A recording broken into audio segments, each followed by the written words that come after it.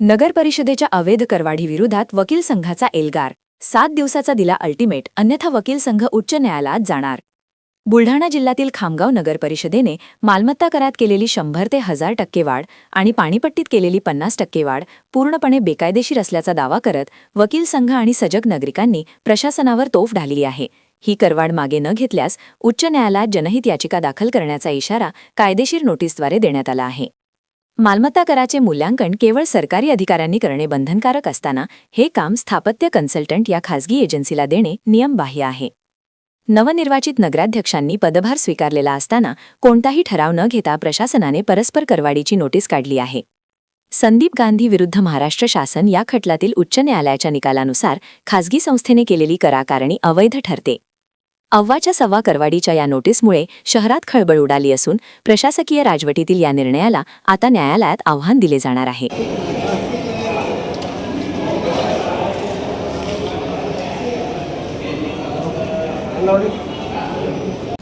आज खामगाव वकील संघातर्फे शेतकरी नगर परिषद खामगाव यांना वाढीव कर वाढ जी झालेली आहे जी फार जास्त प्रमाणात झालेली आहे ती कमी करण्यात यावी व आहे तशीच ठेवण्यासाठी एक निवेदन देण्यात आलेलं आहे. आणि सदर जी कार्यवाही मुख्याधिकारी यांच्यामार्फत करण्यात आलेली आहे ती लिगल नाही आहे आणि प्रायव्हेट संस्थेकडून त्यांनी जे काही कर आकारणीचा कार्यक्रम केलेला आहे त्याला कोणती सुप्रीम कोर्टाची हायकोर्टाची वैधता नाही आहे.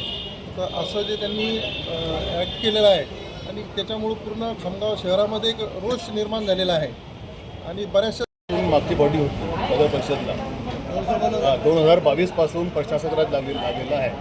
2022 ते 6/1/2026 पर्यंत नगर परिषद खामगावला प्रशासकची नेमणूक सरकारने केली होती. या नेमणुकीदरम्यान कोणतेही रिझोल्युशन ठराव घेण्यात आले नसल्याची आम्हाला माहिती झाली. 6/1/2026ला मॅडमने नगराध्यक्षाने पदभार स्वीकारलं, बाकी लोकांनी पदभार स्वीकारला आणि 8/1/2026 रोजी मुख्याधिकाऱ्यांनी यांनी नोटीस काढली. नोटीस काढून त्याने करवाढीबद्दल लोकांसाठी नोटीस काढली. ही जी नोटीस काढली या नोटीसमध्ये कोणताही ठराव प्रशासकाने किंवा मुख्याधिकाऱ्यांनी त्यांनी घेतलं नाही असं आम्हाला माहिती पडली. बिना ठरावचे नोटीस काढणे it is illegal and unconstitutional as per the provisions of law. So that notice which has been issued by the chief officer is totally illegal and thereafter त्यानंतर त्याने लोकांना नोटिसा काढल्या,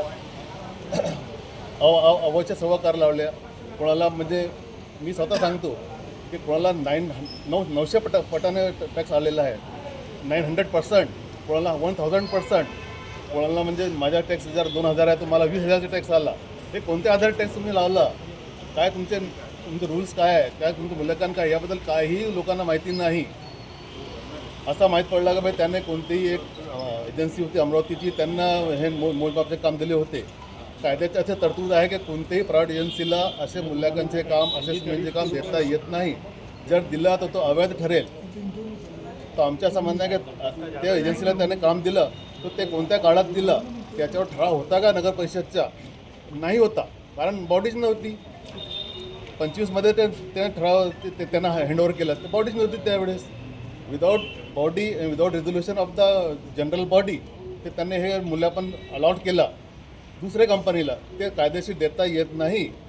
त्याने असेसमेंट केलं, रिव्हॉल्युशन केलं, काही ठिकाणी गेलेच नाही, ते मनाने भरले रकाने. पण आपण जे निवेदन देणार त्या निवेदन आता काही 7 दिवसात अल्टिमेट देण्यात आला, यानंतर काय भूमिका राहील? आमचं असं म्हणणं आहे की 7 दिवसाच्या आत शासनाने असं करावं की हे जो करवाढी जे प्रस्तावित आहे ते मागे घ्यावी. जे प्रॉपर्टी टॅक्स लावला ते मागे घ्यावा. पाणीची वॉटर टॅक्स जे 1218 केले, आपोआप केले, कोणाला माहीत नाही. मी सांगतो जनतेला माहीत आहे का कोणाला? 1218 केले.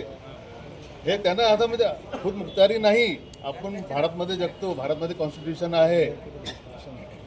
हो, आणि 7 दिवसाच्या आत त्याने करवाढी जे आहे हे आता प्रस्ताव जे आहे परत घेतला नाही.